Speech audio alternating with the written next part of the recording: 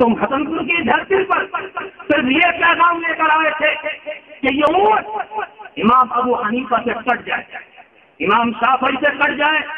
ہم یہ کہنا چاہتے تمہیں اور تمہاری نسل کو ہمارے منہ بھی نصیب ہو گئی تو قیامت تک یہ امت ابو حنیفہ اور امام شافعی سے نہ کٹ جائے۔ بہت زمانے سے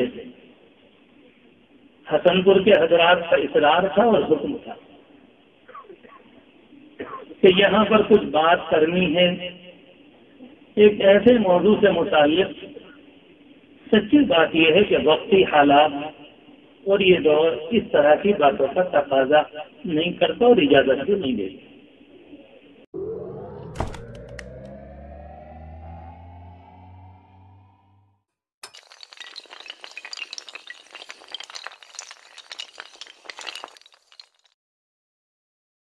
السلام علیکم ورحمۃ اللہ وبرکاتہ۔ بسم اللہ الرحمن الرحیم۔ الحمد للہ کفی وسلام علی عبادہ الذین اصطفی، اما بعد۔ اعوذ باللہ من الشیطان الرجیم، بسم اللہ الرحمن الرحیم۔ ان الدین عند اللہ الاسلام۔ وقال سبحانه وتعالى ومن يبتغ غير الإسلام دينا فلن يقبل منه وهو في الآخرة من الخاسرين. وقد قال النبي صلى الله عليه وآله وسلم الدين النصيحة أو كما قال عليه الصلاة والسلام.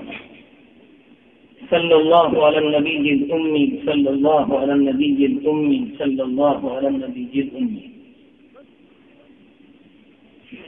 بہت ہی عزت اور احترام سے مستحق میرے بزرگوں، اسٹیج پر تشریف فرما صدر عالی مرتبت، اکابر علماء عظام، سامنے بیٹھے ہوئے میرے بزرگوں، قابل قدر نوجوان دینی اور ایمانی بھائیوں، قبل اس کے کہ میں اپنی بات آپ سے عرض کروں، آپ بھی دعا فرمائیں، میں بھی آپ کے ساتھ دعا کروں۔ اللہ تبارک و تعالی محض اپنے فضل و کرم سے اس دینی مجلس کے مطابق، اس کے منشا اور اس کے مزاج کے مطابق کچھ دینی بات کہنے کی اخلاص نیت کے ساتھ توفیق مرحمت فرما دے، اور ہم اور آپ یہاں سے حدیث شریف کا، قرآن مجید کا، اسلام کا پیغام لے کر اپنے گھروں کو واپس ہوں۔ بہت زمانے سے حسنپور کے حضرات کا اصرار تھا اور حکم تھا کہ یہاں پر کچھ بات کرنی ہے ایک ایسے موضوع سے متعلق۔ سچی بات یہ ہے کہ وقتی حالات اور یہ دور اس طرح کی باتوں کا تقاضا نہیں کرتا اور اجازت بھی نہیں دیتا۔ میں بہت زمانے سے اپنے ان بھائیوں کے اصرار، ان کے حکم کو بے ادبی کہیے یا سستی اور کاہلی میں ٹالتا رہا۔ ادھر تقریباً 15 دن پہلے کچھ بھائیوں کا فون بھی پہنچا اور کچھ بھائی خود بھی حاضر ہوئے، یہ حضرات سے محبت۔ انہوں نے بتلایا کہ مولوی صاحب آئے تھے اور وہ اس طرح سے 2-2.5 گھنٹے کی بات کر کے گئے۔ میرا مزاج کچھ اس طرح کا ہے، جب تک میں اپنے کانوں سے خود نہ سن لوں اس وقت تک طبیعت تو انشرح بھی نہیں ہوتا اور کچھ بات کہنے کے لیے طبیعت آمادہ بھی نہیں ہوتی۔ ان حضرات سے میں نے درخواست کی، ان اللہ کے بندوں نے میری درخواست کو منظور کر کے یہاں سے کیسے پہنچائیں۔ اب میں اس طرح سے آپ کے سامنے ہوں تو اس کا لفظ غلط خود سن کر جو کچھ عرض کروں گا انشاءاللہ وہ بات حق ہوگی، کوشش بھی کروں گا، کیونکہ مجھے معلوم ہے کہ زبان سے نکلنے کے بعد یہ بول ہوا میں نہیں ہو جاتے، اللہ کی طرف سے لکھنے والے فرشتے اس کو محسوس کر لیتے ہیں۔ اگر ہم اپنی جانب سے آپ کو دھوکہ دیں گے، اپنی قبر کو خراب کریں گے، اپنی آخرت کو برباد کریں گے، اور کل کو اللہ کے یہاں سامنا ہوگا نبی اکرم صلی اللہ علیہ وسلم کہ تم نے تنہا اپنے مسلک کے خاطر انانیت کی خاطر میری احادیث کو ذبح کر دیا، اور یہ موقع وہ ہوگا کہ اس وقت کس طرح کے لوگ آپ سے مل نہ سکیں گے اور منہ نہ اٹھا سکیں گے۔ ہمارے بزرگوں نے ابھی مجھ سے پہلے جو بات آپ کے سامنے کی، قرآن و حدیث کی روشنی میں ایسی جامع، ایسی کامل مکمل بات آپ کے سامنے کی ہے، سچی بات یہ ہے کہ اس کے بعد تو کسی بات کی گنجائش رہ بھی نہیں جاتی۔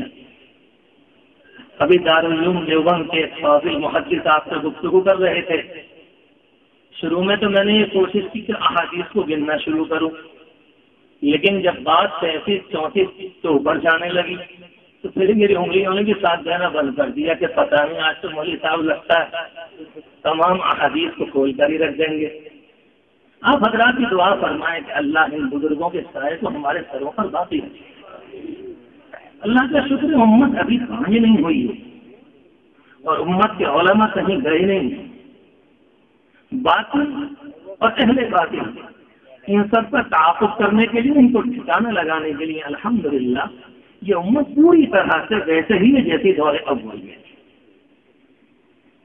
مجھے اس موضوع سے متعلق زیادہ کچھ عرض نہیں کرنا، میں پہلے عرض کروں حضرت مولانا عبداللہ صاحب معروفی کی فاضلانہ تقریر کے بعد اور حضرت کے خطاب کے بعد کوئی گنجائش نہیں معلوم ہوگی مجھ جیسے طالب علم کے لیے کہ میں آپ کے سامنے اس موضوع پر کھولوں، جبکہ حضرت نے تو آپ سے سوال اور جواب بھی کر لیا کہ بھائی طبیعت میں انشرا آیا کہ نہیں آیا، بات سمجھے کہ نہیں سمجھے۔ کبھی اس وقت کو کہہ دیں کہ ٹھیک ہے اور کل کو کہہ دیں کہ کچھ اور۔ آپ حضرات نے کہا کہ ٹھیک ہے بات سمجھ میں بھی آئی، مجھے اس سے متعلق ایک اور تھوڑی سی بات عرض کرنی ہے۔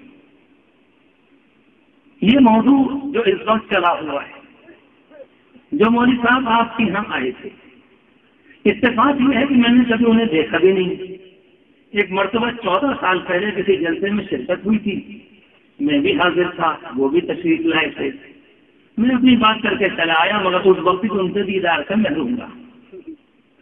اس موقع پر جو ان کی گفتگو سنی اور وہ جو کچھ کہہ کر گئے، ان کی تمام تقریر جن کے لیے آپ نے انہیں بلایا تھا، یعنی اہل حسن پور میں، تقریر کے غالباً 70ویں منٹ میں انہوں نے خود یہ بات کہی ہے کہ ابھی وہ بھی عرض کروں گا جس کے لیے آپ نے مجھے بلایا ہے، اور وہ یہ تھا کہ جن نماز کے موقع پر ہاتھ اٹھائے جائیں کہ نہ اٹھائے جائیں، رکوع میں جاتے وغیرہ، امام سے پیچھے پڑھا جائے گا یا نہیں، یہ دو باتیں، آمین زور سے کہ آہستہ، تین باتیں، اس طرح کی کوئی ایک بات اور یہاں طلاق کی بات، اس پر انہوں نے موصوف نے پوری طرح سے زور لگایا ہے، اور اس تقریر کو سن کر ایسا اندازہ ہوتا ہے کہ اس وقت دنیا میں سب سے بڑا مسئلہ رفع یدین کا ہے۔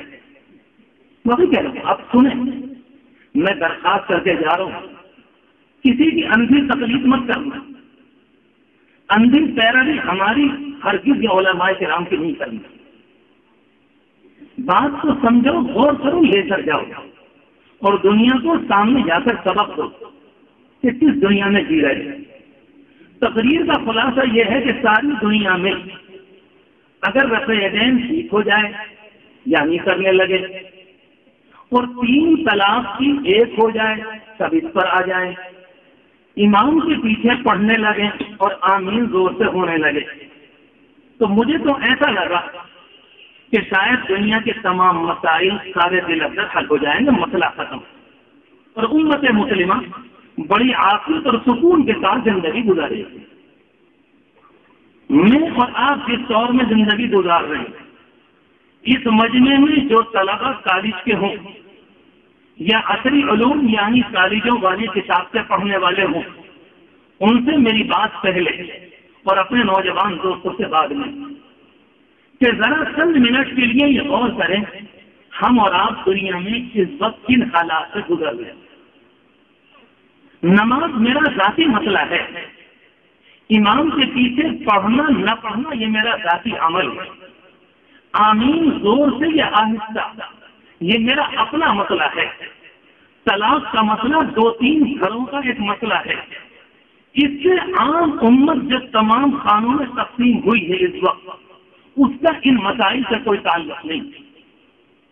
عرض کروں، اس زمانے میں ہم اور آپ جو زندگی گزار رہے ہیں، شاید آپ سے علم ہو کہ تقریباً 5,500 اس زمانے میں چینل پوری دنیا میں مغرب اور مشرق میں اسلام کے خلاف زہر اگل گئے۔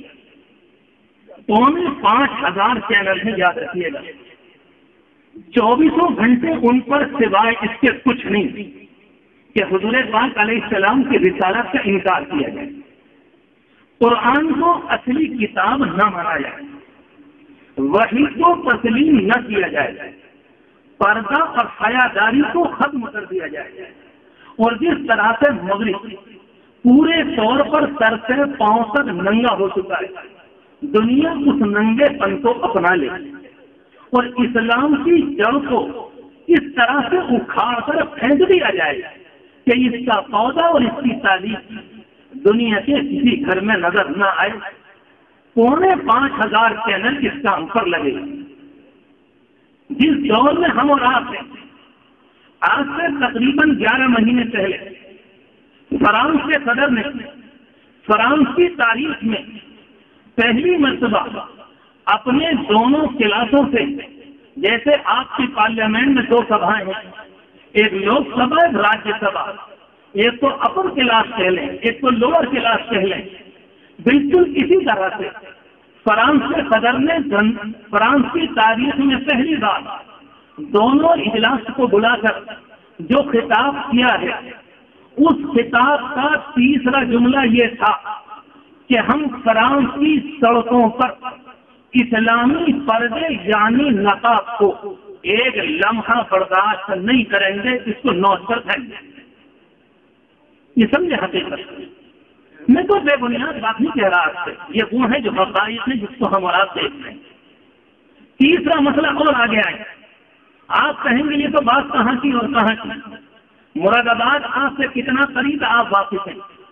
مراد آباد میں آج سے تقریباً 7 مہینے پہلے تنظیم آئی مراد دہلی سے، اور اس نے نوجوانوں کو برگلانا شروع کیا اور نوجوانوں سے یہ کہا کہ یہ علماء جتنے بھی ہیں یہ پرانے زمانے کا نصاب تعلیم سلیبس پڑھ کر آئے، ان کو اس زمانے کے حالات کا پتہ نہیں، دنیا کدھر جا رہی ہے آ رہی ہے یہ کچھ نہیں معلوم، یہ اونٹ کے زمانے کی مخلوق ہے، لہذا ان کی بات کا اعتبار نہیں کرو، براہ راست قرآن کو پڑھو، حدیث شریف کا کہتے ہیں کہ نعوذ باللہ کوئی اعتبار نہیں، کیونکہ حضور پاک علیہ السلام سے بہت زمانے کے بعد اس کو جمع کیا گیا اور مرتب کیا گیا، نہیں معلوم کہ لوگوں نے اپنی طرف سے کتنا ملا دیا اور کتنا کم کر دیا۔ قاتل بد ہیں، اللہ معاف فرمائے اس جملے کو، وہ طبقہ یہ کہتا ہے کہ ان احادیث کا اعتبار نہیں، اور سنو، دل پر ہاتھ رکھ کر سنو، تقریباً مراد آباد کے 200 نوجوانوں نے اس تنظیم میں اپنے نام کو داخل کر دیا، یہ کہہ کر کہ ہم حدیث رسول کو نہیں مانیں گے۔ مراد آباد جائیے، مجھ سے پتا لیجیے، ملاقات کر کے آئیے، بالکل صاف کہتے ہیں وہ نوجوان سارے مسلمان کو غیر نہیں ہے، وہ سب اپنے ہیں، بلکہ اکثر تو وہ ہیں جو تبلیغی جماعت کی محنت کا نتیجہ ہے، ان اللہ کے بندوں کو بھٹیٹ کر لائے تھے کہاں کہاں سے، کسی کو گلیارے میں سے اور کسی کو کہاں سے، اور آج نتیجہ آپ کے سامنے ہے۔ اگلی بات عرض کروں، ایک تنظیم اس دنیا کے اندر اور بھی جنہوں نے اس کے ساتھ آپ کے علاقے میں کم دہلی میں زیادہ اس زمانے میں یہ دعویٰ کیا، غالباً ان کا پورا علاقہ جمنا کے کنارے پر ہے، وہ یہ کہتے ہیں کہ نہیں، ہم دنیا میں کسی کی بات کو تسلیم نہیں کریں گے، ہم براہ راست خود قرآن کو سمجھیں گے، ہم براہ راست خود قرآن کو سمجھیں گے اور اس کے لیے کسی اور کا سہارا نہیں لیں گے، اور شاید آپ کو نہیں معلوم حدیث کا انکار کرنے والوں میں اس نوجوان کے ساتھ تقریباً 5,000 جوانوں کا مجمع شامل ہے۔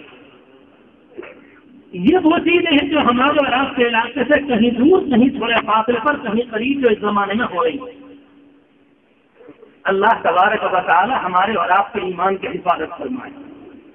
اس کی روشنی میں ایک بات جو عرض کر رہی ہے کہ امت کس طرح کے حالات سے گزر رہی ہے، کیا اس زمانے میں اس بات کی گنجائش ہے کہ ہم لوگوں سے جا کر یہ بات کہیں کہ مسئلہ صرف رفع دین کا؟ کیا اس کی گنجائش ہے کہ یہ کہا جائے کہ امام کے پیچھے آمین زور سے آہستہ؟ دل پر ہاتھ رکھ کر آپ بتائیں، کیا امت کے اجتماعی مسائل اس بات کی اجازت دے رہے اس زمانے میں کہ اس طرح کی باتوں کو چھیڑا جائے؟ تقریباً 1200-1300 سال سے جو چیز اتفاق کے ساتھ چلی آ رہی ہے، اس کو یہ کہہ کر ختم کر دینا کہ یہ چیز اب چلنے والی نہیں ہے، براہ راست نوجوانوں سے یہ کہا جائے کہ چلو تم حضور پاک علیہ السلام کے زمانے کی طرف، اور تم خود قرآن کو دیکھو اور تم خود حدیث کو دیکھو اور اس کے بعد خود فیصلہ کرو۔ آپ نے جملہ بہت اچھا کہا، کیسے کا ایک جملہ میں نے سنا ہے، بار بار کہا جا رہا ہے کہ ہم غلط ہو سکتے ہیں، تم بھی غلط ہو سکتے ہو۔ تم کا مطلب ہے احناف، ہم بھی غلط ہو سکتے ہیں، تم بھی غلط ہو سکتے ہو۔ ان دونوں باتوں کے حل کے لیے چلو حضور پاک علیہ السلام کی مجلس کی طرف، جو فیصلہ وہاں سے ہوگا ہم اس بات کو تسلیم کر لیں گے، تم بھی تسلیم کر لینا، کیونکہ اس دنیا میں اس سے بڑی عدالت کوئی نہیں۔ جہاں تک یہ بات ہے، دنیا کا کوئی نوجوان اس بات کا انکار نہیں کر سکتا۔ جہاں تک یہ بات کی سچائی اور گہرائی کا معاملہ ہے، دنیا کا ہر عقل مند ذی ہوش اس بات کو تسلیم کرے گا کہ ان کی عدالت سے بڑی کوئی عدالت نہیں۔ مگر افسوس یہ ہے کہ آنے والے مولوی نے سامری کی شکل میں آپ کے درمیان رہ کر جس طرح سے ائمہ اربعہ پر ان کے ماننے والے اگر موجود ہیں تو میرے جملے کو سنیں اور اس ظالم تک پہنچا دیں کہ قیامت میں امام ابو حنیفہ ہوں گے اور تیرا گربان۔ جس طریقے پر تو نے تبرہ کیا ہے، اللہ کے یہاں یہ حقیقت سامنے ہے۔ تمہاری بنیادی کوشش یہ تھی کہ ائمہ اربعہ کے تعلق کو ختم کر دیا جائے۔ تم حسن پور کی دھرتی پر صرف یہ پیغام لے کر آئے تھے کہ یہ امت امام ابو حنیفہ سے کٹ جائے، امام شافعی سے کٹ جائے۔ ہم یہ کہنا چاہتے تمہیں اور تمہاری نسل کو ہمارے منہ بھی نصیب ہو گئی تو قیامت تک یہ امت ابو حنیفہ اور امام شافعی سے نہ کٹ سکے۔ تم جیسے لوگ ہزاروں آئے ہیں، ہزاروں چلے گئے۔ اسلام نے سب کو دیکھا ہے۔ یہ نہ سمجھو کہ اس دنیا میں پہلی مرتبہ تم آئے ہو، تم جیسے نامعلوم کتنے آئے اور ہواؤں میں اٹھا کر پھینک دیا، کٹی ہوئی بدن کی طرح ان کا وجود غائب ہو گیا اور تلاش کرنے والے ہاتھ مسلتے رہ گئے، ان کی ہڈیاں بھی رہا۔ عوام کو گمراہ کرنے کو ایک ہی موضوع ملا تھا۔ میں سچ کہتا ہوں، بہت زمانے سے طبیعت اس بات کی اجازت نہیں دیتی ہے کہ ہندوستان کے ماحول میں رہ کر یہ باتیں کی جائیں۔ ہرگز گنجائش نہیں، تکلیف ہوتی، یہ تو مجبوری ہے، شریعت لے کر آئی، ورنہ ہمارے جوان کہیں گے مولوی صاحب ایک آدمی کہہ کر چلا گیا اور آپ لوگ جواب نہیں دیتے۔ مخصوص جواب نہیں ہے، صرف آپ کو بتانا مقصد ہے کہ وہ کیا رائے کرنا چاہیے۔ امریکہ میں آج سے تقریباً 5 سال پہلے قرآن مجید دوسرا ڈپلیکیٹ تیار ہو چکا ہے۔ اس کے اندر اس طرح کی صورتیں ہیں، اس میں عیسیٰ علیہ السلام کو نمبر 1 سے نبی قرار دیا گیا ہے۔ اس میں اس طرح کی صورتیں ہیں کہ سود کو جائز قرار دیا گیا ہے۔ اس میں اس طرح کی صورتیں ہیں زنا کو جائز قرار دیا گیا ہے، اور اس طرح کی بھی صورتیں ہیں کہ امت مسلمہ اور حضور پاک علیہ السلام کے نبوت کا انکار کیا گیا۔ تمہیں شرم نہیں آئی بات کرتے ہوئے یہاں آ کر؟ کم از کم اس موضوع پر کچھ کہہ کر جاتے کہ دنیا کے دجال اور دنیا کے شیاطین اور دنیا کے اہل باطل سارے کے سارے میدان میں ہم خوف کر آئے ہیں کہ حضور پاک علیہ السلام کے شریعت کا بال بھی کا اور ایک ایک بال کو اکھاڑ کر پھینکیں گے۔ اگر واقعات تمہارے اندر طاقت تھی تو یہ کہہ کر جاتے کہ اسلام پر جمے رہنا، آندھیاں آ رہی ہیں تمہارے وجود کو مٹانے کے لیے، مگر تمہیں اس کی توفیق نہ ملی۔ اور کہہ کر گئے تو کیا کہہ کر گئے؟ 2.5 گھنٹے کی لنگرانی میں اور 2.5 گھنٹے کے سامنے کے اندر کہ امت کا سارا بگاڑ صرف رفع یدین کی بنیاد پر اگر یہ ٹھیک ہو جائے تو امت بالکل ٹھیک ہو جائے۔ کیا کہا قرآن کریم پڑھ کر؟ علماء اعظام بیٹھے ہوئے، اچھا نہیں معلوم ہوتا جسارت ہوگی۔ قرآن کریم کی آیت پڑھی، اگر کسی نے کیسے نہ سنی ہو تو دوبارہ اس کو سنے جا کر کہتے ہیں واعتصموا بحبل اللہ، اللہ کی رسی کو مضبوطی سے پکڑو ایک ساتھ۔ میں نے تو بڑی آہستگی سے کہا ہے، انہوں نے تو 36 طرح کی آوازیں بدل کر کہا ہے، اور آپ بھی دعا فرمائے اللہ کرے وہ لہجہ کبھی مجھے زندگی میں نصیب نہ ہو، وہ میلادیوں کو مبارک مجھے نہیں چاہیے، ہاں انہیں کے لیے۔ شروع میں تو میں یہی سمجھا کہ غالباً کسی گاؤں سے میلاد کی آواز آ رہی ہے۔ کہتے ہیں واعتصموا بحبل اللہ جمیعا، اللہ کی رسی کو مضبوطی سے پکڑ لو ایک ساتھ، اور فرمایا کہ ولا تفرقوا، فرقوں میں مت بٹنا۔ 1 دفعہ 2 دفعہ 3 دفعہ غالباً 9 دفعہ کہا کہ فرقوں میں مت بٹنا۔ کہتے ہیں قرآن کریم کہتا فرقوں میں مت بٹنا، اور تم نے بانٹ دیا حنفی میں، شافعی میں، مالک میں، گویا کہ امت فرقوں میں تقسیم ہو گئی۔ ایسے بیان کر دیا فرقہ کر کے احناف کو، جیسے شاید پوچھے کہ گلی میں 3-4 حنفیوں کے مکان ہوں، اس دیوار کے پیچھے 2-3 شاید شافعیوں کے مکان ہوں، اور ایک گلی میں امام احمد بن حنبل کے ماننے والے ہوں، اور ایک کسی گلی میں امام مالک کے، کل ملا کے 30-40-50 آدمیوں کا ٹولہ ہے، اور یہ سارے کے سارے 4 جگہ تقسیم ہو گئے۔ لہذا کہا جا رہا ہے کہ فلا تفرقوا، ٹولیوں میں مت بٹنا۔ کیا سمجھتے ہو احناف کو؟ کبھی تم نے غور کیا کہ اس دنیا میں احناف کتنے ہیں؟ اگر سچائی کی بات کہنے آئے تھے تو تمہارا فرض بنتا ہے انسانیت کے ناطے تم انسانوں کو یہ بتاتے کہ اس دنیا میں احناف امام اعظم رحمت اللہ علیہ جو سر خیر ہے اور ہمارے سروں کے تاج ہیں، اور ہمیں ان کی غلامی پر رب کعبہ کی قسم سچ ہے پورے اعتراف کے ساتھ تمہیں یہ بتانا چاہیے تھا کہ روئے زمین پر امام کے ماننے والے چاہنے والے کتنی مقدار میں پائے جاتے ہیں۔ اس کو نہیں بڑا ہلکا کر کے تولیوں میں مت بچ جانا، بہت ہلکا کر کے۔ اب ذرا میں آج سامنے کروں، آج ہی صبح انٹرنیٹ کے اوپر دیکھا ہے اس پوری دنیا کے اندر تقریباً 1 ارب 5 کروڑ مسلمان پائے جاتے ہیں۔ نوٹ کرنے والے بات کو نوٹ کر لیں اور جا کر ویب سائٹ کے اوپر دیکھ لیں، اور شاید آج کو معلوم ہو اس 1 ارب 5 کروڑ کے اندر 43% اس دنیا میں احناف امام صاحب کے مسلک کی پیروی کرنے والے۔ کوئی کیلکولیٹ کرنے والا ہو تو ذرا کرے، 1 ارب کے 43% کتنے ہوئے بھائی جی؟ کہتے ہیں 43 کروڑ۔ ارے ہوئے کہ نہیں؟ اتنی گنتی تو یاد ہوگی اللہ کے بندو، ان کی تو بڑی شاندار سننے تو ہماری بھی تھوڑی بہت مان لو، ان کی تو میلاد سے سن لی، ہماری سچی بھی نہیں مان لو، یہ کون سی بات ہے؟ اور اس کے بعد جو 5 کروڑ رہ جاتے ہیں اس کو آپ تقسیم کرو، اور اس کے بعد بتاؤ کتنی مقدار ملک، پورا ہندوستان، پورا پاکستان، پورا بنگلہ دیش، پورا برما، پورا سری لنکا، اور چلو آگے کو عراق کا بڑا حصہ، سیریا ملک شام کا بڑا حصہ، چائنا کے رہنے والے مسلمان، افریقہ بر اعظم میں جتنے جزائر پائے جاتے ہیں، ساؤتھ افریقہ کے ساتھ جتنے بھی جزائر ہیں ان سب کے اندر یہ، اور یہ نہیں، اس کے علاوہ روس کی آزاد ہونے والی ریاستیں، ازبکستان، تاجکستان، کرغیزستان، روس کا خود اپنا ایریا، یہ سارے کے سارے کون ہیں؟ امام اعظم کے مسلک کی پیروی کرنے والے، اور وہ آنے والا 1 ارب پوری کا رہنے والا یہ کیا چلا گیا کہ ٹکڑیوں میں مت بدلنا۔ لگتا ہے کہ امام اعظم کے ماننے والے دنیا کے اندر 15-20 پائے جاتے ہیں۔ 45 کروڑ کی آبادی کو اور دنیا کے تاریخ اور بے ایمان دنیا کے نمبر 1 پر 45 کروڑ کی آبادی کو فرقہ کہتے ہیں، جس کو سواد اعظم کہتے ہیں، یہ دنیا کا سواد اعظم ہے، اور حدیث شریف میں فرمایا گیا اتبعوا السواد اعظم، جس کی اکثریت ہو ایمان والوں نے اس کا اتباع کرنا۔ اور تم کتنے ہو کبھی غور کیا؟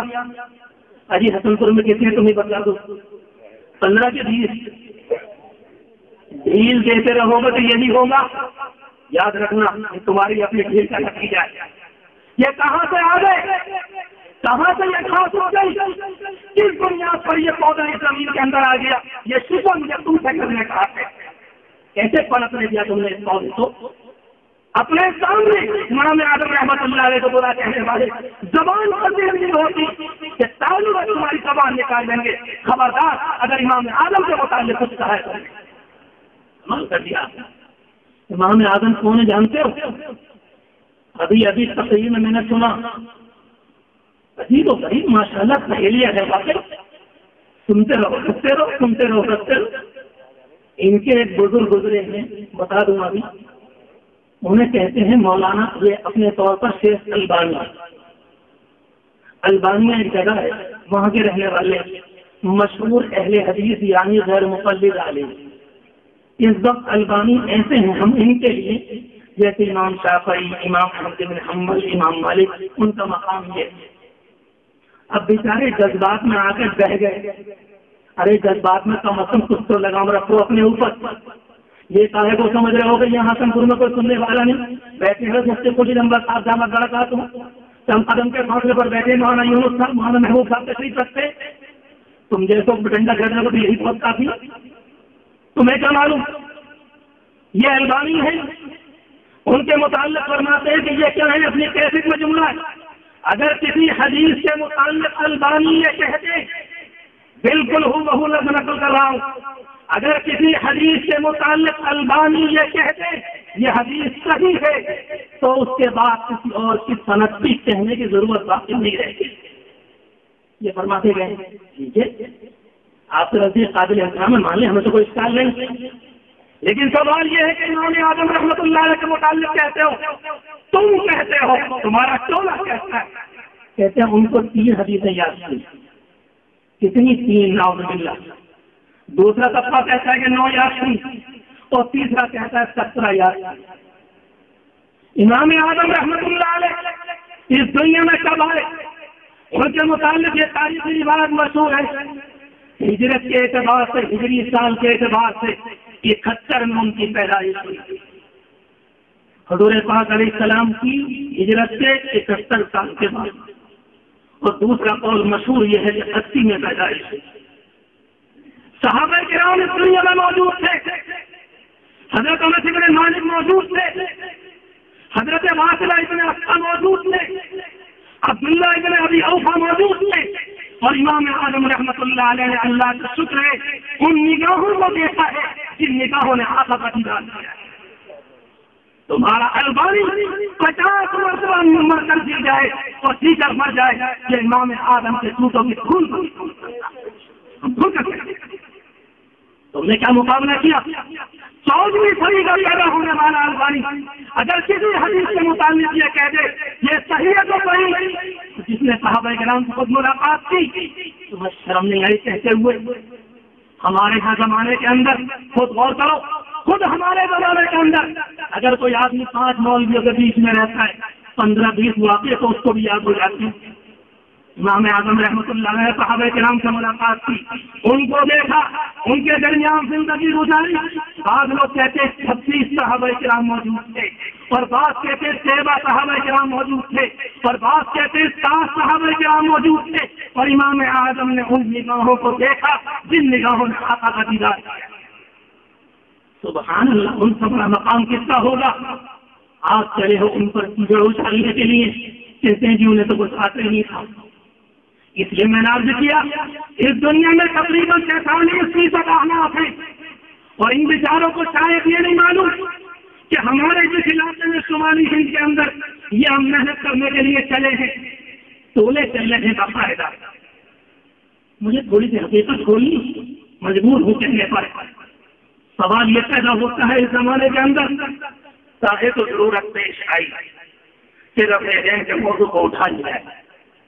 اس بات کو سنو غور سے، یہ ضرورت کیوں پیش آئی اس زمانے میں کہ رفع دین کے موضوع کو لیا جائے؟ آمین زور سے کا حصہ اس کو لیا جائے اور بولا جائے کیوں ضرورت پیش آئی؟ مسئلہ کیا ہے؟ اگر مسئلہ صرف یہ ہوتا اور واقعی مولوی صاحب آئے تھے اور کہہ کر چلے جاتے ہمیں بھی تکلیف نہ ہوتی، ہم بھی مان لیتے کہ شاید دل سے حضور پاک علیہ السلام کا کوئی خاص عشق ملا ہوا ہے، بڑی والہانہ محبت ہے، بیچارے چاہتے ہیں کہ یہ والی بات ہم بھی کچھ نہ کچھ تعبیر کر لیتے اور بات کو مان لیتے، لیکن آپ کو شاید نہیں معلوم۔ سنو اس بات کو، آج سے چند سال پہلے کتاب آئی دیوبندیہ تاریخ ہوا، ایک اہل حدیث پاکستان کے عالم نے عربی زبان میں کتاب لکھی جس کا نام ہے دیوبندیہ۔ کہ دیوبندیت کیا ہوتی ہے، کیا اس کی تاریخ ہے، اس کی حیثیت کیا ہے؟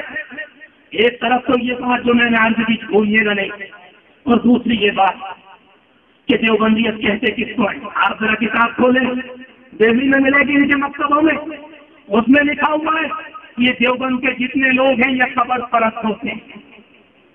آپ ذرا غور فرمائیں، اس ہندوستان کی دھرتی پر قبر پرستی کے خلاف اگر سب سے خطرناک کسی نے قدم اٹھایا ہے تو وہ سارے کے سارے مولانا نانوتوی رحمۃ اللہ علیہ کے شاگرد یا ان کے غلامانہ طور پر استعمال ہونے والے علماء، اس کے خلاف کرنے والے نمبر 1 سے ان اللہ کے بندوں کو ان پاک دامنوں پر الزام لگایا گیا یہ سارے کے سارے قبر پرست ہوتے۔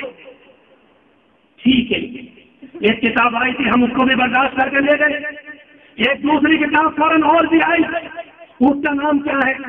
کہتے ہیں تبلیغی جماعت التحذیر، کہتے تبلیغی جماعت سے بچانے کا ایک طریقہ کتاب اور آئی، اس میں کیا ہے؟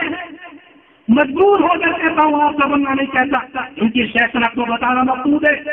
یہ دنیا میں کسی کے اعلی کار بنے ہوئے ہیں، ہم ان پر الزام نہیں لگاتے، مگر یہ کہنا چاہتے ہیں کہ دنیا کے اندر کچھ سچائی ہو ڈالا ہے کہ تمہیں نہیں معلوم، تم کسی اور کے اشارے پر کام کر رہے ہو تو تمہیں ظاہری طور پر رفع یدین اور زور سے آمین کہنے کا عنوان دیا گیا، ورنہ حقیقت حال تم کو بتا دی۔ پوری 2 کتابیں ہوئی، اس میں کیا لکھا ہوا ہے؟ معاف کیجیے گا، ہمارے علماء نے معاف فرمائے، کہتے ہیں حضرت مولانا عمر صاحب پالن پوری کے متعلق میں نے خود پڑھا کتاب میں، ایک دفعہ ان کے اوپر جادو ہو گیا، کسی نے کر دیا، ایک بنگالی کو بلایا گیا، اس بنگالی نے سر سے لے کر پاؤں تک حضرت کے کپڑے اتروا دی، حضرت نے اتر دیے، لکھا ہوا ہے۔ دل پر ہاتھ رکھ کے بتاؤ، وہ عمر پالن پوری جس کے ہاتھ پر لاکھوں انسان نے اسلام کا کلمہ پڑھا ہے، اب دنیا میں اتنا گھناؤنا کام کرے گا، تیرا گریبان ہوگا اور خدا کے عمر پالن پوری کھڑا ہوگا اور بتائے گا اس کو اللہ کے سامنے تو یہ گھناؤنا الزام کس بنیاد پر تو نے میرے سر پر سونپا ہے؟ اتنے پڑھے ناپاک، اتنے زبان سے کہنا چاہیے کیڑے اور اتنے دل کے ناپاک شاید ہوئے زمین پر علماء کے درمیان پر قوم نہیں پائی جاتی جس طرح کے تم میں۔ اللہ خدا کی پناہ، کہتے ہیں مولانا عمر صاحب پالن پوری ٹھیک ہو گئے، انہوں نے حضرت جی رحمت اللہ علیہ مولانا انعام الحسن صاحب کو جا کر کہا کہ حضرت جی میں تو ٹھیک ہو گیا، آپ کے اوپر بھی اثر ہے، آپ بھی چلے۔ حضرت جی کمرے میں تشریف لائے اور سر سے لے کر پاؤں تک سارے کپڑے اتار دیے،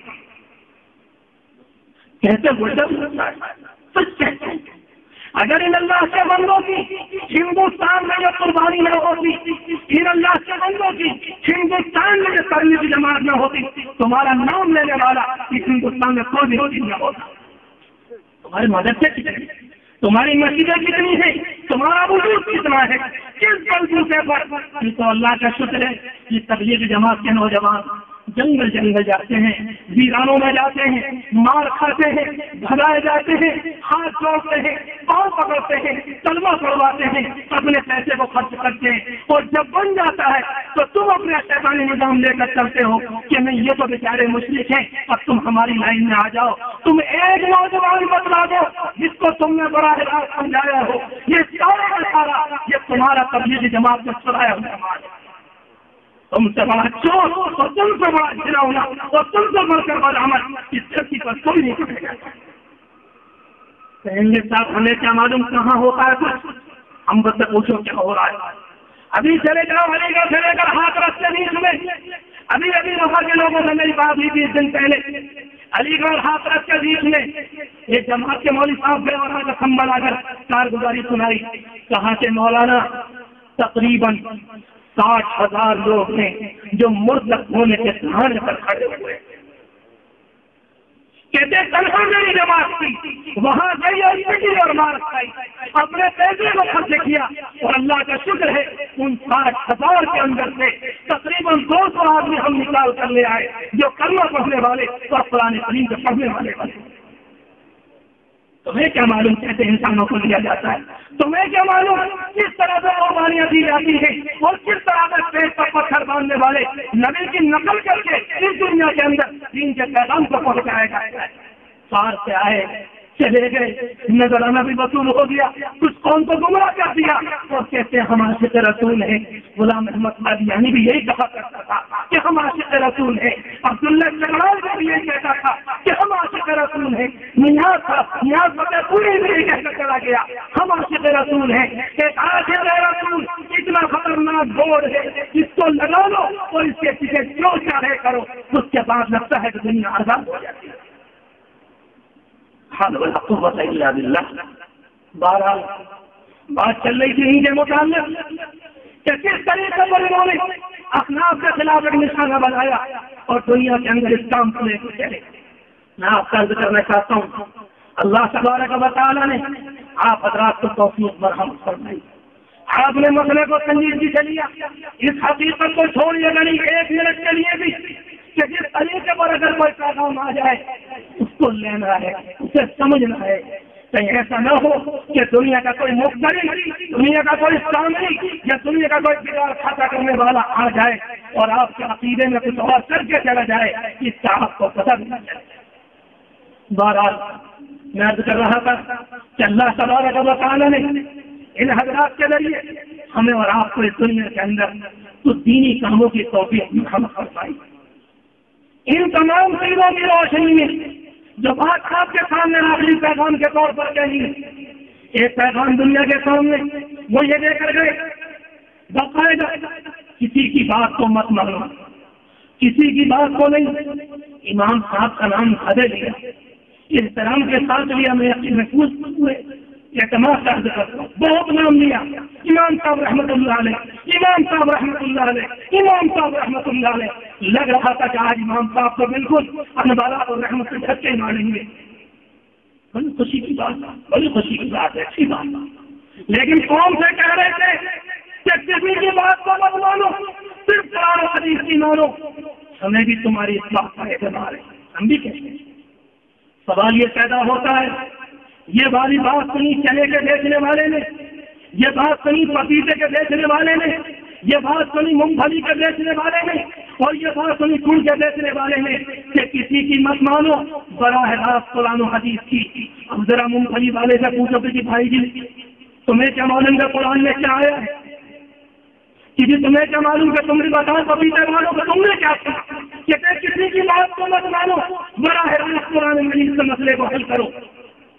براہ راست بیچارے، ارے اللہ کے بندے اگر یہ کہہ کر گئے ہوتے کہ بھائی علم حاصل کرو، کسی کے چکر میں مت پڑو، 15 10 سال لگاؤ ان علماء کی طرح قرآن کا علم حاصل کرو، اس کی گرامر کو پڑھو، عربی زبان کو سمجھو، اگر یہ باری بات کہی ہوتی تو رب کعبہ کی قسم ہمیں کوئی اطلاع نہ ہوتا۔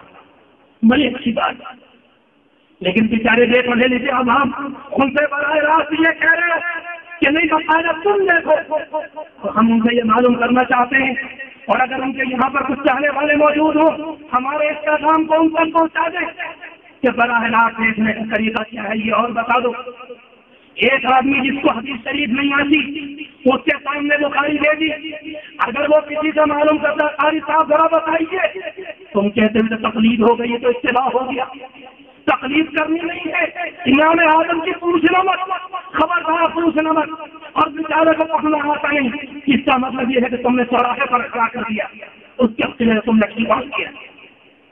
حقیقت کے ساتھ کیا کرے گا وہ بیچارہ؟ شاید آپ کو نہیں معلوم، یہ تماشا آج کل سنبھل میں بہت ہو رہا۔ لوگوں نے کہا کہ جی ہم تو براہ راست دیکھیں گے، صاف صاف بات، بالکل دیکھنا شروع کر دیا۔ بخاری شریف اس غیر مقلد طبقے کی طرف سے اس کا ترجمہ آ گیا اور باقاعدہ 4 جلدیں ہیں غالباً، وہ تمام کو تقسیم کی جا رہی ہے کہ علماء سے مت پوچھو، خود دیکھو۔ بڑی اچھی بات ہے، اب جب لوگوں نے دیکھنا شروع کیا، ایک دن ایک صاحب کے پاس ایک صاحب پہنچے، اس دیکھنے کا نتیجہ کیا ہے ذرا غور کیجیے گا. یہ تو علماء کرام بتائیں گے دوائیاں سفید ہو گئی. 15 سال اپنے آپ کو کھینچا اور بالکل کچے اس طریقے پر زندگی گزاری. نہ اس زمانے کے اندر پنکھے تھے، نہ اس زمانے میں لائٹوں کا انتظام تھا. ان اللہ کے بندوں نے محنت کی اور تب جا کر یہ دارالعلوم اور تب جا کر یہ کتابیں اور تب جا کر یہ مثلاً حدیث کا مقام سامنے آیا. ان اللہ کے بندوں نے پڑھانا شروع کیا. نتیجہ کیا نکلا؟ خود دیکھنا شروع کیا. ایک نوجوان پڑھ رہا تھا حدیث کی کسی اردو کی کتاب میں کہ حضور پاک علیہ السلام نے راج میں تشریف لے گئے. ٹھیک ہے، کہتے ہیں اوپر گئے، رب العالمین کی جانب سے 50 وقت کی نمازیں ملی. ٹھیک ہے، بہت دیر کے بعد جب پوری بات نہیں لوٹ کر آئے، موسیٰ علیہ السلام سے ملاقات ہوئی اور اس کے بعد انہوں نے معلوم کیا کہ کیا ہوا کہ رب العالمین نے 50 وقت کی نماز کا توبہ دیا. موسیٰ علیہ السلام نے کہا مجھے قوم کا تجربہ ہے، جاؤ واپس درخواست کرو جا کر کچھ کم کر دیا جائے. آپ اوپر تشریف لے گئے، لوٹ کر آئے اور پھر گئے تو دوسرا والا ظالم جو کھڑا ہوا تھا اس بیچارے کو حدیث کا رس تو نہیں معلوم، کس طرح سے صحابہ کرام اللہ کے رسول کو بیان کرتے تھے، کس طرح سے امام بخاری بیان کرتے ہیں، کس طرح سے امام صافی بیان کرتے ہیں. اب یہ بیچارہ چنے کا بیچنے والا، مونگ پھلی کا خریدنے والا، اب اس بیچارے کو کچھ نہیں معلوم. ایک نوجوان کہتا آئے اور گئے، آئے اور گئے، آئے اور گئے. دوسرا کہتا کہ وہاں لفٹ لگی ہوئی تھی کہ بار بار آ جا رہے تھے. ہنسنے کی بات نہیں، اس ظالم نے ایمان بتا کر لگا. میں مفتی نہیں ہوں مگر علماء کرام کا معلوم کرو کہ یہ آدمی ابتدا اللہ کے رسول کے انکار کے طریقوں تک نہیں پہنچ سکتا. دو تم انسانوں کے ہاتھ میں بخاری اور کھلواڑ کراؤ، کل کو تمہارا گربان ہوگا اور یہ جہنم میں تمہیں گھر بھی دیں گے کہ گمراہ کرنے والے یہ لوگ. اتنا خیال سمجھا کہ جو چاہے کچھ بھی کرے، اپنی طرف سے کرنا جو چاہے کرنا شروع کر دے. ایک ساتھ بھاگے بھاگے ہمارے پاس آئے.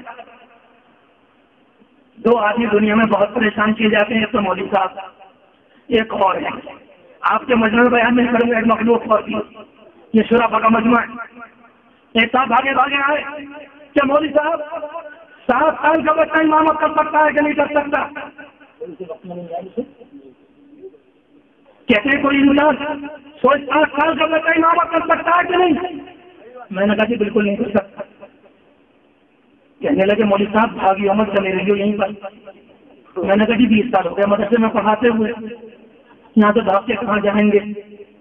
ہم مولوی بھی 2 مدرسے تک مسجد تک اس کا علاوہ ہوتی نہیں. بولے ٹھیک ہے آ رہے ہیں. 3 آدمی باقاعدہ لنگی باندھتے ہوئے، ایک بنیان میں تھے، ایک تو اوپر کچھ کرتا بھی تھا جو پلے داروں کی لنگی نہیں ہوتی، تو ادھر سے کونا ادھر سے کونا، تو ماشاء اللہ بخاری یہ چلے آ رہے ہیں بالکل ایسے جیسے کہ لینا کی کوئی کتاب ہو. بالکل نہ لانے والے کو شرم نہ بھیجنے والے کو شرم. تم کھلواڑ کر رہے ہو بخاری کے ساتھ.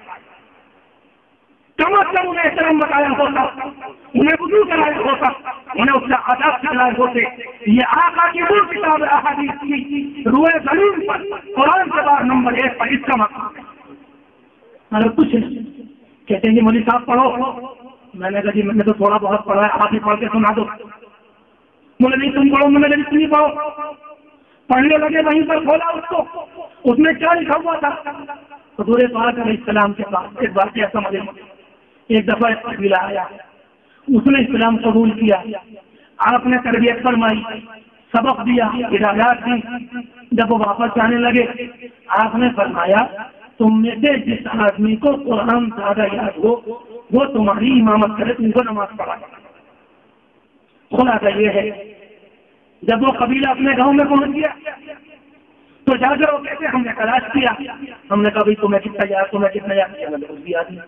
کہتے ہیں ایک چھوٹا بچہ تھا 7 سال کا تقریباً، اسے سب سے زیادہ یاد تھا. بہت بچے ذہین ہوتے ہیں، اسے بیچارے کو یاد نہیں ملا. تو کہتے ہیں ہماری قوم نے انہیں کو امیر بنا لیا اپنا امام کہ تم نماز پڑھو. کہتے ہیں دیکھو بخاری شریف میں موجود ہے 7 سال کے بچے نے امامت کی کہ نہیں کی، تم نے ابھی منع کیا. میں نے کہا جی پھر پڑھو. پھر پڑھا. کہتے ہیں ہماری قوم میں اس بچے کے علاوہ کوئی پڑھا لکھا نہیں تھا. میں نے کہا اس سنبھل میں اللہ کا شکر ہے 5 تو تقریباً علماء موجود ہیں. اگر حافظوں کو گننا شروع کرو گے تو ہزاروں کی مقدار میں، اور پڑھے لکھے طالب کے تلاش کرو گے تو نہ معلوم کتنوں کو پہنچیں گے. کہتے ہیں یار ہمیں بیوقوف بنا دیا، اس کا مطلب یہ ہے. خود ہی فرمائے جتنا رٹوایا تھا اتنا تو رٹا ہوا تھا، ختم ہو گئی. کہتے ہیں یار اس کو تو الو بنا دیا. ٹھیک ہم جائیں. چلے گئے. صبح کو پھر ملاقات ہوئی. میں نے کہا جی خیریت؟ کہتے نہیں جی ذرا آپ نے ہمیں بیوقوف بنا دیا. کچھ بھی اب بچاروں کا کچھ کرا تو ہو ادھر کی سمجھ میں آئے گا تمہاری پیچھے. اس لیے تو کہتے ہیں اپنے آپ کو علم کے میدان میں لاؤ، اس لیے کہتے ہیں عربی کے گرامر سیکھو، اسی بنیاد پر کہتے ہیں پہلے ان کو قواعد پڑھاؤ، ان کو بخاری کا ادب کو، اور اس کے بعد کھل کر کہتے ہیں ان کو بخاری کے تعلیم کے لیے عام. کون سی بات پانی منگوا دے گا.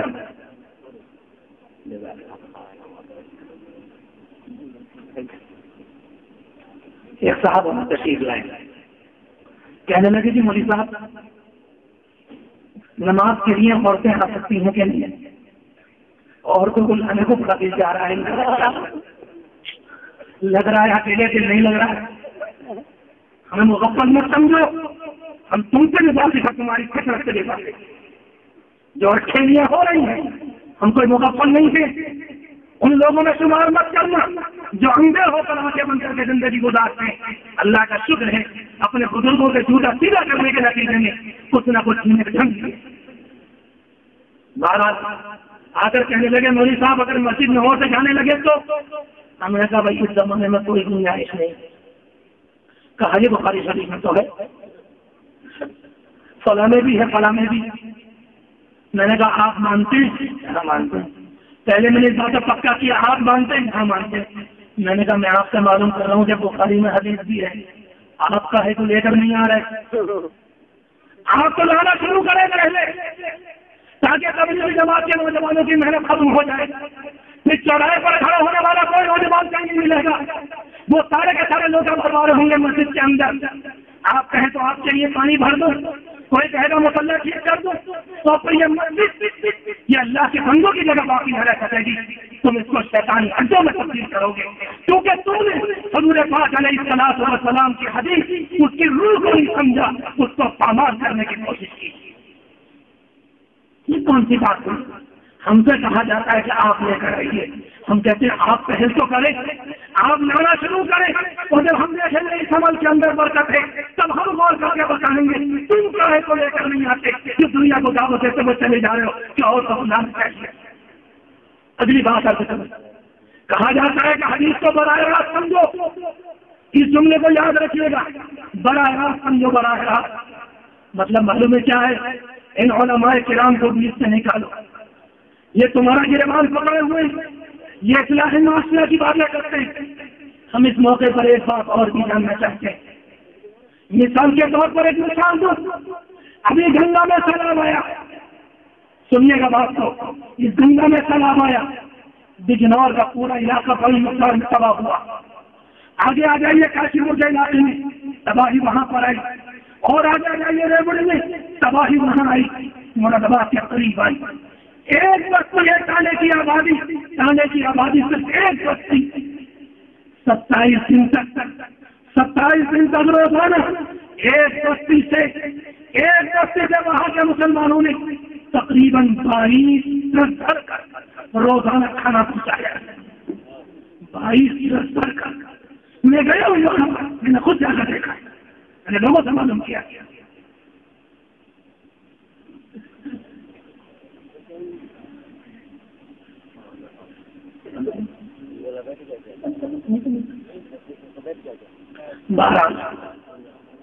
بارش اللہ کے بندوں نے روزانہ بھیجے، ہم بھی اس علاقے میں ایسے خطرناک منظر سامنے آئے. اگر آج بھی سامنے آ جائے طبیعت رہ جاتی ہے. ایک بوڑھے آدمی کی لاش ہے، اس کے پیٹ سے ایک لڑکی اور لڑکا بندھے ہوئے اور لاش ایسی ہی چلی جا رہی ہے. بیچارے نے اپنے بچوں کو غالباً اس لیے باندھ لیا تھا کہ اگر پانی کا تیز چھوٹا آیا یا بہاؤ آیا میں اپنے آپ کو بچا لوں گا تاکہ بچے دیکھ نہ جائے. مگر خود بھی چلا گیا اور بچے بھی چلے گئے. ایک اور منظر دیکھنے کو ملا. ایک عورت کی لاش ہے، اس سے ایک ہاتھ میں ایک گڑیا بنی ہوئی ہے اور دوسرے والے ہاتھ سے دوسری لڑکی بنی ہوئی ہے اور تینوں لاشیں بہتی ہوئی چلی جا رہی ہیں. ہم سے کتنا جاننا چاہتے ہیں. ٹھنڈا پانی تھا بھائی.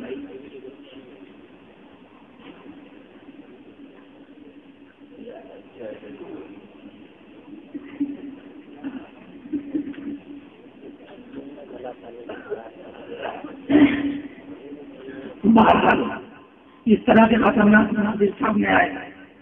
لوگوں نے اپنے اپنے طور پر کھانے کا انتظام کیا, کپڑے بھیجے, لباس کا انتظام, بچھونے کا انتظام, سب کچھ انتظام کیے. یہ بھی تو دنیا میں موجود تھے. حسن پور میں بھی تھے, سنبھل میں بھی تھے, مراد آباد میں بھی تھے. مجھے ذرا کہیں سے بتلا دے, انہوں نے ایک ٹوکری سامان امت مسلمہ کے لیے کہیں سے لے جاؤ. تحقیق کرو جا کر, جو اللہ کا بندہ امت کے مسئلے میں شریک ہوتا ہو, ہم سب جا کر مانیں گے کہ واقعتاً تم امت محمدیہ بن کے آتے اور تم امت کے ہم شریک ہو. کہیں بھی نظر نہیں آئے. تمہاری شادیاں کھلے عام نظر آتی ہے. اسلام کی حیثیت تم ہو.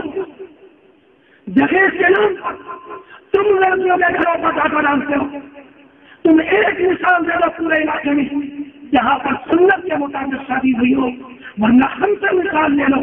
ہم تمام مثالوں کو کھڑا کر دیں گے اور علماء کی مثال دیں گے جو لڑکی کو لے کر آئے اور بغیر جہیز سے لے کر آئے. تم ایک مثال دے دو. ہم کیسے مان لیں اس بات کو کہ واقعات تم حضور پاک علیہ السلام کے شہدائی نہیں.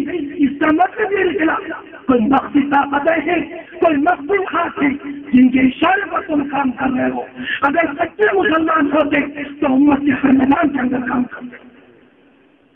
نہیں مسئلہ بات چل رہی تھی.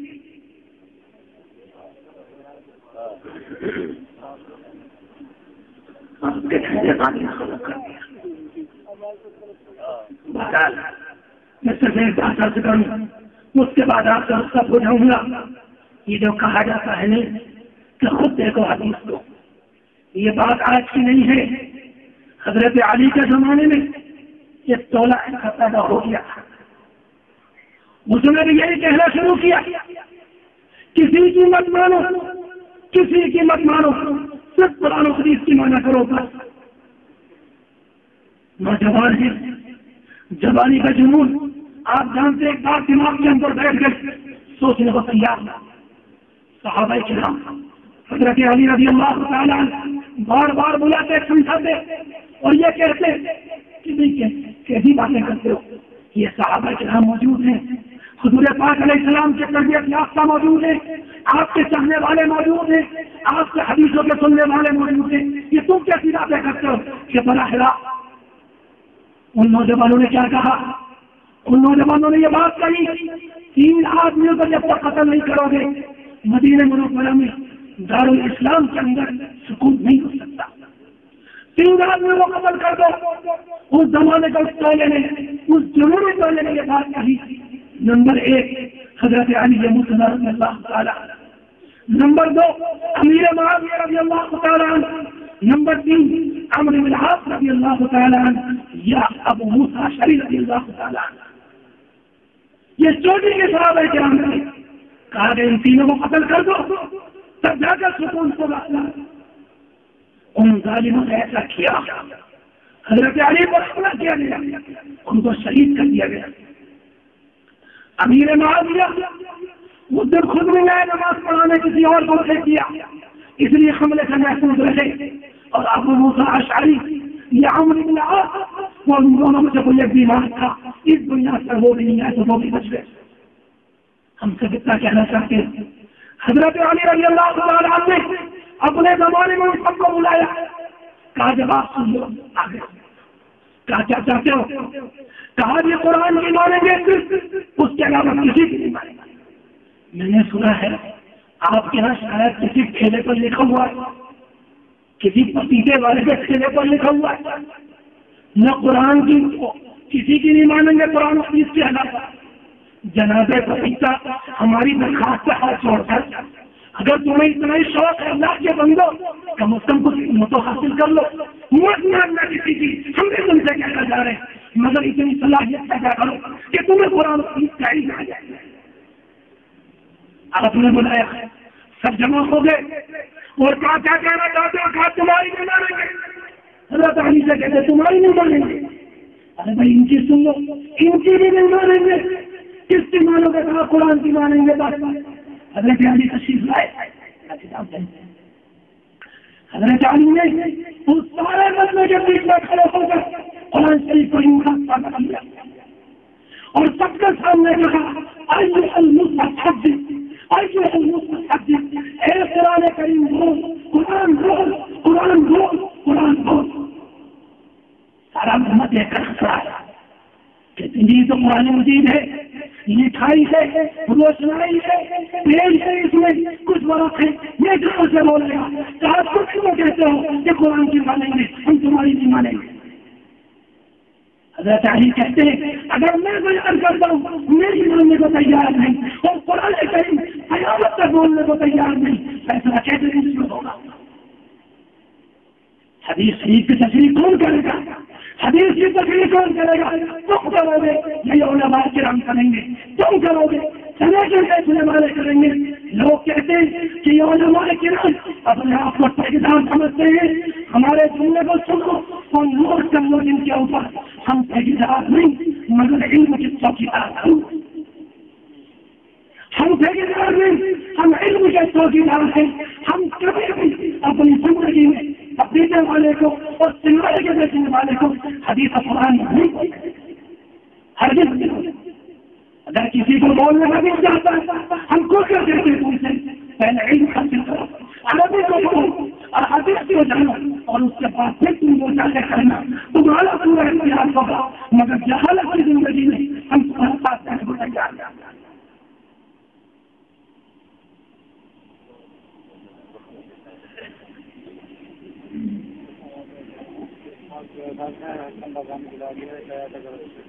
بس غالباً میں اپنی بات کو نہیں کہہ چکا مگر ایک بات کہہ کر جانا چاہتا ہوں. اس طرح کے جلسے ہمارے بزرگوں کا مزاج نہیں. ہو سکتا ہے کل کو چل رہے پر یہ مضمون آئے کہ ساری دنیا کے اندر امت کاٹی جا رہی ہے. یہ علماء کرام آپ کو لڑنے کو تیار کرے گا. ابتدا تم نے ہی ہے سمجھنے نہیں، تم نے بتایا ہے سمجھنے نہیں. تم نے نہ بلایا ہوتا ہم اپنے بزرگوں کو دیوبند سے باہر سے کبھی نہ دیتے. ان کے بڑھاپے کو دیکھو، ان کی بے چینی کو دیکھو، ان کے اضطراب کو دیکھو، کس مجبوری کی حال میں سفر کر کے آ رہے ہیں تاکہ امت کے سامنے حدیث قرآن کی باتیں سامنے آ جائے. آخری بات، اب سوال یہ پیدا ہوتا ہے مولوی صاحب یہ ہو کیوں رہا اس زمانے کے اندر؟ ہاں اس بات کو لے لو، یہی میرا پیغام اپنے آپ سے بھی اور آپ سے بھی، اور اس پیغام کو لے کر جاؤ. اس حقیقت کو سمجھو، کسی جاہلی کی باتوں میں مت آنا، جذباتی مت بننا. الو پلے کی باتوں کا کوئی حل نہیں ہوا کرتا. علم کے مسئلے میں علماء کرام کی بات کو مانو. وہ علم کے جاننے والے ہیں، وہ قرآن کے جاننے والے ہیں، وہ گمراہ نہیں کریں گے. اگر کوئی مولوی گمراہ کرے گا وہ اپنے آپ کو جہنم کا انسان بنائے گا. اللہ تبارک و تعالیٰ کسی کو معاف کرنے کو تیار نہیں. سوال یہ پیدا ہوتا ہے جب یہ سب کچھ برخط ہے تو اس زمانے میں کیوں ہوگا؟ اس کا جواب کر دو. ابھی کچھ زمانے پہلے آپ نے دیکھا افغانستان کے اوپر اس زمانے کے سب سے بڑے فرعون نے حملہ کیا کہ نہیں کیا؟ اتنی بات جانتے ہو. اور وہ فرعون اتنا خطرناک کہ دنیا کا ہر ملک تقریباً اپنی گردن کو اس کے آگے جھکا چکا ہے. سب نے اس کو بہت سمجھ مانا ہے، سب نے اس کو دیوتا مانا ہے، سب نے اس کو بڑی طاقت کہا ہے.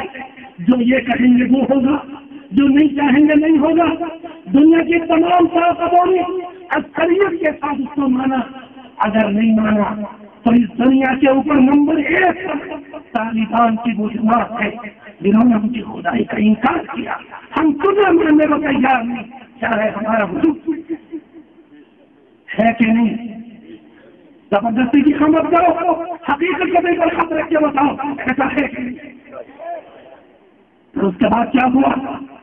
امریکہ نے 1 سال 2 3 4 5 6 7 8 9 8 سال سے لانے کو تیار ہو جا رہا ہے، مگر وہ قوم جس کے پیٹ پر پتھر تھے، جس کے پیٹ کے اوپر تمام پر مصیبتیں آئی، ہار ماننے کو تیار نہیں۔ انہوں نے ایک بات کہہ دی، مر سکتے تھے مگر اپنے دل کو اپنے رسول کے دامن میں نہیں چھوڑے۔ تحقیق کی گئی امریکہ سے، یہ پتہ لگاؤ یہ کون ہے، کس طرح کے لوگ ہیں، کہاں سے آئے، کہاں پہنچے، کیا ذہنیت ہے، کون سے مسلک کے ماننے والے ہیں۔ پتہ چلا کہ پورا افغانستان مسلک کے اعتبار سے امام اعظم کی اتباع کرتا ہے۔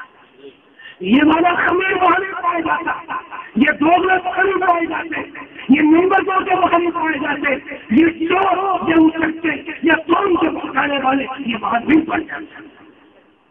میں کھل کر کہنا چاہتا ہوں، جب امریکہ کو یہ بات معلوم ہوئی کہ یہ سارے کے سارے حنفی تھے تو امریکہ نے ایک بات طے کر لی کہ ساری دنیا میں دیکھو کہ کہاں پر زیادہ حنفی ہے اور کہاں کم۔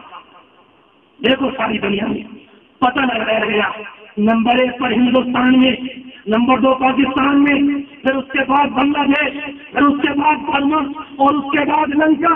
بس صاحب بہادر کا حکم ہو گیا کہ حنفی اپنی طاقت کے اعتبار سے اتنے خبر نہ رکھے، لہٰذا کچھ بھی کرو ان کو دنیا کے اندر سے اڑا کر دے۔ یہ ہے حقیقت جو اندر کی خبر ہے، جو اس زمانے کے اندر چلی جا رہی ہے۔ جب پتہ لگایا گیا یہ سارے کے سارے حنفی، اس دنیا پر کوشش کی گئی کہ نمبر 1 پر یہ دیکھو یہ پیسے کے بنیاد پر آئیں گے کہ نہیں، پیسے کو کھو کر مار دی۔ پھر یہ دیکھو کہ طاقت تک گھر دے گے کہ نہیں، اس کو بھی کھو کر مار دی۔ اور جب یہ بھی ہو گیا یہ بھی، تو دنیا کے کچھ شیاطین کو پکڑ گیا اور ان سے کہا تم ان کے بیچ میں چلے جاؤ اور جا کر حدیث رسول کی باتیں کرو، ان کا موضوع الگ کرو، ان کو نئی نئی باتوں میں لگاؤ، ان کے مسلک کی پختگی کو کمزور کرو۔ یہ ہے جو سارے سعودی عرب کی چاچی اور اس کے پیسے لے کر غلامان طور پر مہینے جا کر یہ وہ خدمت انجام دے رہے ہیں۔ ہم آپ سے معلوم کرنا چاہتے ہیں ذرا یہ اہل حدیث غیر مقلد والا معاملہ 5 سال سے ہے، 10 سے ہے کہ 50 سال سے، بتاؤ جی تم کو معلوم کب سے ہے جی؟ کیسے بولے 3-4 سال سے، 5 سال سے، اور افغانستان کا کب سے ہے جی؟ جوڑنا ہو کیا بہت پہلے مسلمان نہیں تھے؟ ہمارے پاس اسی طریقے پر نماز پڑھ کے چلے گئے، ہمارے دادا کے طریقے پر نماز پڑھ کے چلے گئے، ہماری کشتیں پڑتی ہوئی چلی گئی۔ اس زمانے میں ہماری نماز کی فکر قائد نہیں تھی، اس زمانے میں ہماری نماز کی فکر قائد ہو گئی کہ امت مسلمہ بغیر فاتحہ کی نماز پڑھ رہی ہے، اس کی نماز نہیں ہوگی۔ ارے تم کہاں سے؟ ہو سکتا ہے کہ تم یہ کہو ہم نہیں تھے، اگر تم نہیں تھے تمہارے باپ موجود تھے، تمہاری جماعت موجود تھی، تمہارے علماء موجود تھے، مگر اس زمانے میں خرید غلام نہیں تھے، تمہیں پیسہ نہیں ملے گا، اس دنیا کا کام نہیں کیا، آج پیسے ملے تو تم یہ کام کرنا شروع کر دیا۔ سمجھو حقیقت میں مسئلہ کیا ہے؟ مسئلہ صرف یہ ہمارے مفتی عفان صاحب یہاں کا صرف نہیں رکھتے، سعودی عرب کے اندر حرم شریف کے شہر میں، حرم شریف کے شہر میں، کعبۃ اللہ کے شہر میں ہمارے حضرت مفتی عفان صاحب، مفتی سلمان صاحب دامت برکاتہ کے چھوٹے بھائی تشریف رکھتے تھے۔ مغرب بعد ایک اہل حدیث کی تقریر ہو گئی تھی، حج کرنے والے جانتے ہیں حرم شریف میں ایک حلقہ یہاں پر، ایک یہاں، ایک یہاں، ایک وہاں، تمام درجے قرآن کے حلقے ہوتے ہیں، کہیں خلیل شریف کا، کہیں کچھ اور۔ ایک ساتھ بیٹھے وہ بیان کر رہے تھے کہ دیوبند کے حساب کو چیک کرنے کے لیے رسول اللہ خدا سے آپ ذرا بہت فرمائیں کتنے بدلے، کتنے بڑے چھوٹے موتی اور مکہ اعلیٰ درجے کے منافق، تمہیں شرم نہیں آئی؟ میدان شرم نہیں کہہ رہے، خدا کی گھر کی طرف نہیں کہہ رہے۔ بتاؤ کسی دیوبندی کا نام جس نے اپنی زبان سے یہ بات کہی ہو، ہم اس کے ساتھ آج مفادات کرنے کو تیار، ہم بات کرنے کو تیار نہیں، ایک ہے نام کا مفتی عفان صاحب کھڑے ہو گئے، کہا مولوی صاحب جھوٹ بول رہے ہو، شرم نہیں چاہیے تم کو، تم نے جھوٹ بولا، حرم کے اندر جھوٹ بولا تم۔ اس کے تو آنکھیں پھٹ گئی بیچارے کی، تو مجھے بھاگا کے سارے اپنے ہیں، یہاں تو کچھ اور بھی نکلے، مفتی صاحب کھڑے ہو گئے تو 50 اور بھی کھڑے ہو گئے کہ تم جھوٹ بول رہے۔ آرڈر ہو گیا، مفتی صاحب کو پولیس نے پکڑا اور لے جا کر کمرے کے اندر بند کر دیا. وہاں بڑے بڑے علماء بیٹھے تھے. کہا کیا ہوا حضرت؟ کہا کہ میری کوئی غلطی نہیں، غلطی نہیں کی ہے. ان لوگوں نے سمجھایا کہ حضرت اگر حرم شریف میں ایسے لڑائی ہوگی، ہر آدمی اپنی آوازوں کو بلند کرے گا تو کیسے کام بنے گا؟ آپ کو تو کم از کم خاموشی اختیار کرنی چاہیے تھی. مفتی صاحب نے فرمایا جب غلطی اگر اعلان ہو اس کا جواب سب کے سامنے ہونا چاہیے. اگر میں چپ رہ جاتا یہ سننے والے یہ سمجھتے کہ واقعہ دنیا میں ایسا ہوا، میں نے اسی انکار کیا. کہا کہ پوری بات بتائیے اور پوری بات لکھ کر دی کہ حرم کے صحن میں ایک غیر مقدس اور کھل کر رہنے دو اپنے وقت کا جھوٹا مفتری حرم کی دیواروں کے نیچے اور کعبۃ اللہ کے سامنے دیوبند پر الزام لگاتا ہے. یہ سوال یہ پیدا ہوتا ہے تمہیں ساری تکلیف تمہارے پیٹ کا درد دیوبند سے قائم ہے، تمہیں کیا پریشانی ہو رہی ہے؟ دیوبند کے لوگوں نے تمہارا ناک کم کر دیا ہے. کیا سمجھتے ہیں دیوبندیت کو؟ اس کی دیوار ہندوستان میں کتنی جاری ہم تم سے معلوم کرنا چاہتے ہیں. جب پنجاب اس دنیا کے اندر ہندوستان میں ویران ہوا 1947 کے بعد تقریباً 30,000 مسجدیں ویران ہوئی. 30,000 مسجدیں ویران ہوئی. سارے کے سارے چھوڑ کر پاکستان چلے گئے. ماں یہ سوچنا باقی تھا. حضرت کے ساتھ 2 دفعہ میرا بھی جانا ہوا. وہاں کی جماعت کے لوگوں نے محنت کر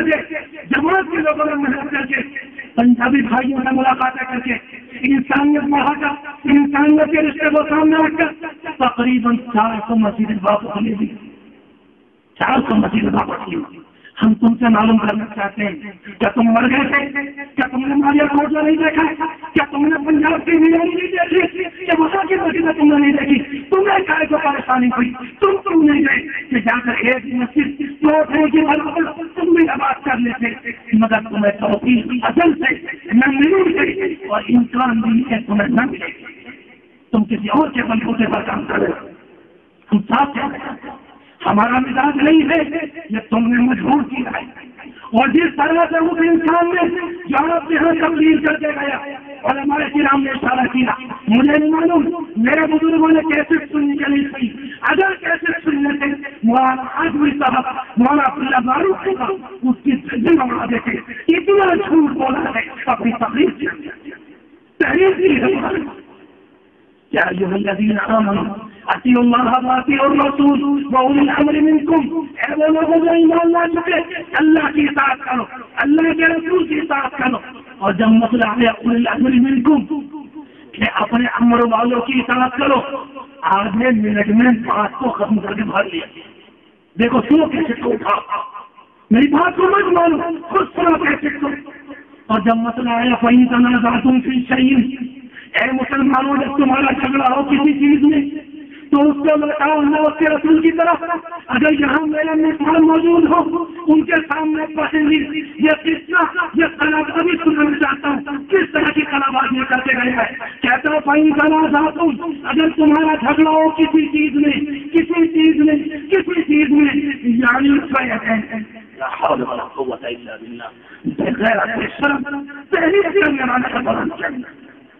اس آیت کا شان نزول نہیں، اس آیت کا شان نزول نہیں تم نے تحریر کی ہے، اپنے مطلب کے لیے تم نے استعمال کیا ہے. بچنا چاہیے.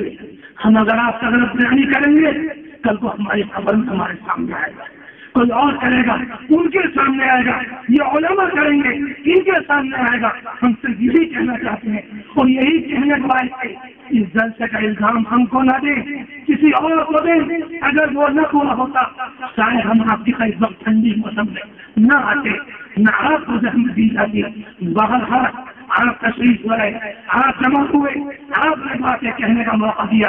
ہم سے بھی کہنا چاہتے ہیں مراد آباد کے فتنے کی روشنی میں، علی گڑھ کے فتنے کی روشنی میں، دہلی کے فتنے کی روشنی میں اپنی آنکھوں کو کھولو، دین کا طریقہ سمجھو. ہر جو آدمی آیا کرے اس بات پر لبیک نہیں کہا جاتا. کم از کم سوچو کہ آنے والا کیوں آیا، کیا کہہ کر چلا گیا، کس بنیاد پر کہہ کر چلا گیا. یہ 5 سال کے اندر ہمارے لیے صاحب درد پیدا ہو رہا ہے. اس سے پہلے کچھ نہیں کہتے فلاں کی نماز نہیں، فلاں کی نہیں ہوئی، فلاں کی نہیں ہوئی، فلاں کی نہیں ہوئی. تو کیا کہنا چاہتے ہو؟ عبداللہ ابن مسعود کی نہ ہوئی کیا کہنا چاہتے ہو؟ سعید خدری کی نہ ہوئی کیا کہنا چاہتے ہو؟ ابو ہریرہ کی نہ ہوئی اگر ان کی نہیں ہوئی تمہاری نہیں ہوئی اور تمہارے باپ کی بھی نہ ہوئی قیامت تک ایسی نہیں ہوگی اگر ان کی نہ ہو سکے گی. ہم یہ کہنا چاہتے ہیں کہ صحابہ کرام کے درمیان مختلف باتیں تھیں، عمل ہوا کرتا تھا، کبھی کسی نے کسی پر کوئی اعتراض نہیں کیا.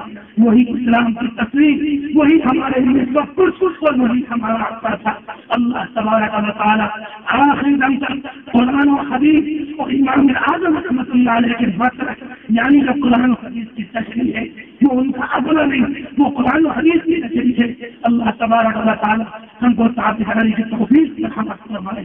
رب العالمین ہر طرح کے فتنے سے ہماری حفاظت فرمائے.